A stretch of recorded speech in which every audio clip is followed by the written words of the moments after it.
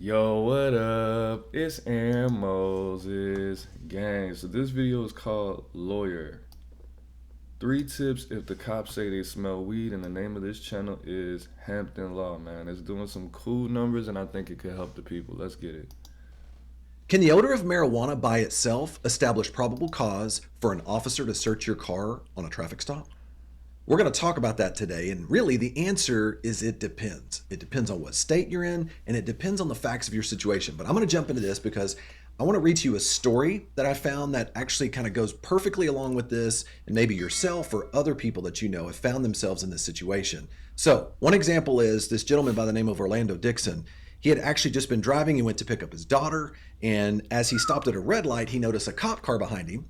And even though he wasn't speeding, he wasn't doing anything illegal, he began to get the impression that the officer was really kind of right on his tail, looking for anything that he might be doing that was wrong.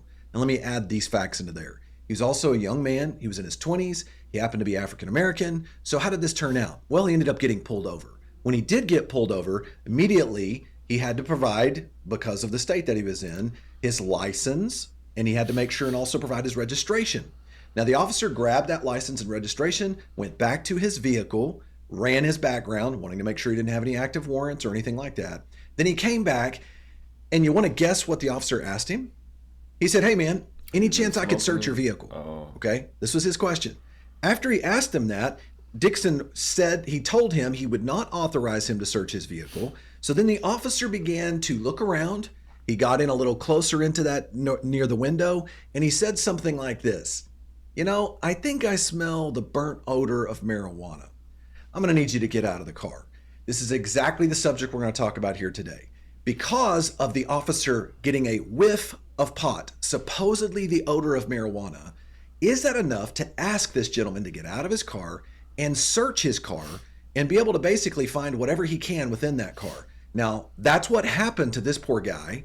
And now for him, there was nothing that was found. There was nothing that was wrong, but he was held on the side of the road for over 45 minutes. They continued to search his car. He was displaced with his daughter on the side of the road and missed the event that he was supposed to be taking her to. Damn. And so this issue happens all... In 45 minutes? What were you about to go to?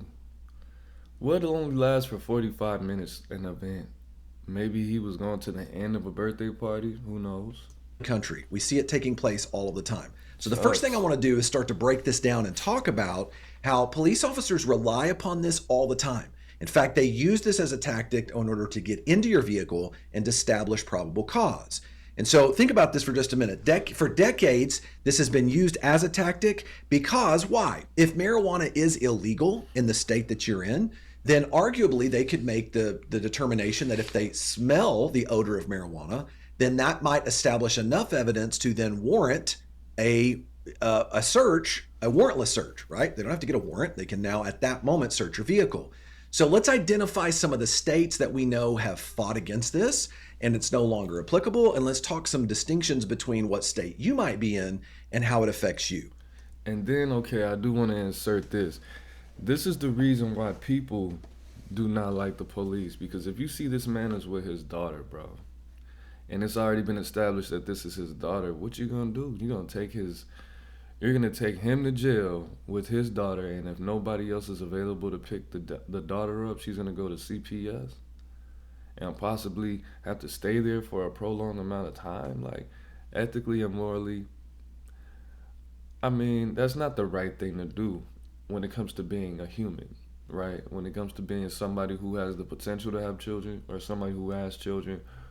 You definitely have loved ones, friends, and family that have children, and you for sure have children in your family, right? But at the end of the day, I can't lie and pretend like I haven't seen it myself. People using their children while they're doing something illegal or having something illegal in the car or transporting something illegal in the car. But at the end of the day, had I been in this officer's position and I did indeed smell weed, as long as bro wasn't visibly high or he didn't look like he was intoxicated, you're not endangering the child, bro. Okay, you might have smoked a little bud in the car a couple days ago or whatever. I'm letting it rock, but let's get it. So let's first start off. One of the examples that we see here is, for example, in Maryland, In Maryland, one of the laws that was passed, it basically says 10 grams or less of marijuana has been decriminalized. And so as a result of that, the appellate court has come back and said that the odor of marijuana by itself is insufficient to establish reasonable suspicion of criminal activity and not enough to establish probable cause for a search as well. Same thing in Colorado. The Colorado Supreme Court also threw out drug convictions in 2019, and since then, based upon that the police had no reasonable suspicion or justification whatsoever to hold in one example, a man in his truck, waiting for a drug dog to show up, and then they sniffed his vehicle. They threw out that conviction because they said, why? Well, marijuana is legal in that state, and because it is legal, it has been decriminalized. That does not provide a reasonable suspicion or probable cause for the officer to do anything as it relates to the so-called whiff of pot. So anything that they find in there illegal, probably besides a body, maybe even a body, because they were not authorized to search that vehicle, they got to throw it all out. They could have found guns, they could have found they could have found pretty much anything, probably besides a body. Now, this isn't always the case in every state. For example, in Michigan, the Michigan Supreme Court has said that it is permitted. Now, even though that if here's the rule in Michigan, if it's anything less than 2.5 ounces of pot, then that has been decriminalized. But anything above 2.5 ounces is still against the law. So as a result of that, they've come back and said, well, because there is some illegality associated with possessing marijuana, then we're going to say if the officer smells it, then there may be a chance there's more than 2.5 ounces there. So it's allowed there. Another example is in Florida. Even though, in every one of these states, the laws change to some extent every year. Medical marijuana is allowable, just like it is in Texas. If you have what's called a Texas Compassionate Care Act card, if you're approved through a doctor. But they have said because it's only legal for medicinal purposes, if an officer smells the odor of burnt marijuana, that can be the basis for them to then have a search of your vehicle, and therefore it's legal. Okay, so notice one of the first questions you have to ask yourself is the state that I'm in, is marijuana illegal or is it legal? If it's illegal, then there's a very good chance that the courts are going to rule that the so-called whiff of pot is the basis for them to be able to do a search without a warrant. So that can be enough to establish reasonable suspicion, or in this case, probable cause, to be able to search your vehicle. What about if Cali? you're in a state where it's completely legalized, like you're talking about Colorado, you're talking about the example of in Maryland, then you're going to be more protected there. Okay, so let's talk about how to handle this situation when you're dealing with a police officer. Let's say he comes up to you, here you are in your car, you've been pulled over. Now the officer's going to go and speak to you like he did Mr. Dixon here and start asking you some questions. What should you do? Now, in fact, before I even break down the exact steps you should take, I want you to know I have seen literally thousands of police reports at our criminal defense law firm where this common tactic is used. So this is what a lot of police officers in Texas will do. They will be following you for a certain period of time, similar to what they did to Mr. Dixon, and they'll look for any ticky-tack reason to pull you over for any traffic violation. For instance, let's say you stopped right over the crosswalk at a stop sign or at a stoplight. They'll use that and say, "Oh, traffic violation. You didn't stop far enough back." Or maybe you signaled a lane change, but you didn't do it within 50 feet, or they believe that you didn't do it within the time frame provided under your traffic code, depending on what state you're in. What they'll do is they'll make estimates on that, and they'll use that as a basis to establish reasonable suspicion to pull you over. Well, the moment they pull you over, what are they going to do? And now they want to interact with you and start having conversations. And if there's something they either see in plain view, or there's something they just don't like about the way something smells, whatever that is, because remember, it's going to be the officer's word against your word at that point, now they can use it as a basis to search your vehicle. So I want to remind you about this. It's extremely important here that you're careful about this. In states like Ohio and Texas, it's very common that officers will have a canine unit, a drug dog, literally nearby. I've seen it where an officer pulls someone over to give them a traffic ticket, which many times they don't even write the traffic ticket. They just use that as the basis to pull them over. And then there will literally be a drug dog 30 seconds away, and they're using anything they can as a basis to then be able to search that vehicle or run the drug dog around that vehicle. Okay, So let's discuss this for a few minutes as we look at this. First of all, what are some of the steps you should take if you find yourself being pulled over and maybe that's the situation? You've done nothing wrong. Okay, man. Come on, bro. Give me the game. I need the information. Let's get it. Number one, when an officer comes up and approaches you, roll down your window slightly, hand them what's required in your state. Most of the time, that's going to be certainly your driver's license. That's normally required. And in many states, you're going to be required to provide registration of your vehicle. Why? Because if you don't provide proof of registration, that's actually a traffic offense. That can be a basis for the officer to now search anyway. So if you're not at least following the basic traffic laws and you don't have proof of registration, that can be a basis for the officer to do more. So, but you don't have to engage in any conversation. The most important thing is be polite, be quiet, provide them the proof, let them run it, and just basically don't open your mouth any further. Number two, don't engage in any small talk. I know this is hard. Many times people will want to engage in small talk. You'll feel nervous. The officer will walk up and start speaking to you, and you'll feel like you have to just continue to talk. This is actually what the officers are trained to do. If they can get you to talk more and more and more, they're allowed to now be able to establish that they don't like either your body language or they feel like you were holding something back, or they can use that as a basis now to establish probable cause, potentially to search your vehicle. So one of the things you can do is don't engage in any small talk. And if the officer starts asking you a number of direct questions, Where you coming from today? Where you headed? Oh, where you work? How long you been there? Where you live? You know anybody? Like, bro, what the hell is wrong with you? We're not friends. What's up? Write the ticket, boy. To aggressively get you to engage in conversation or ask where you're coming from, where you're going, what are you doing, what's in your car. What they're gonna do, they're gonna say, well, you look nervous. Why are you breathing so hard? Your hands. All of that.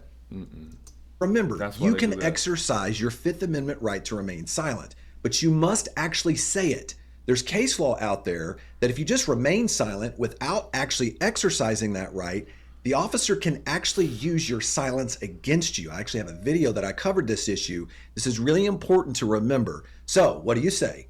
Officer, I exercise my right to remain silent and I refuse to answer any other questions. That's number two. Number three, ask the officer if you are free to leave. Understand how the way cops work. A lot of times what they're going to do is they're going to walk up to you and they're going to start speaking to you. They'll grab your driver's license, your registration. They'll go run to see if you have any warrants. And then they'll walk back up to you and start this small talk. But what they're really going to be doing is trying to delay as long as they can. If they're going to claim they smell the whiff of pot coming from your car, they're also likely going to call for a drug dog to come out because they're going to want to do a more thorough search. Or even if they don't smell, let's say they don't smell pot at all and they don't use that as an excuse, they're going to want to prolong this so they can have the drug dog show up. So one of the things that's really important for you to do is to ask, officer, am I free to leave?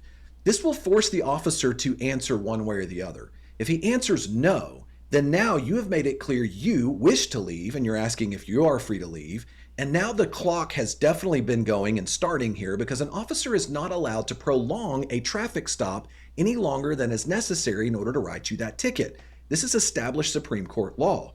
So by doing this, you're letting the officer know you know the law.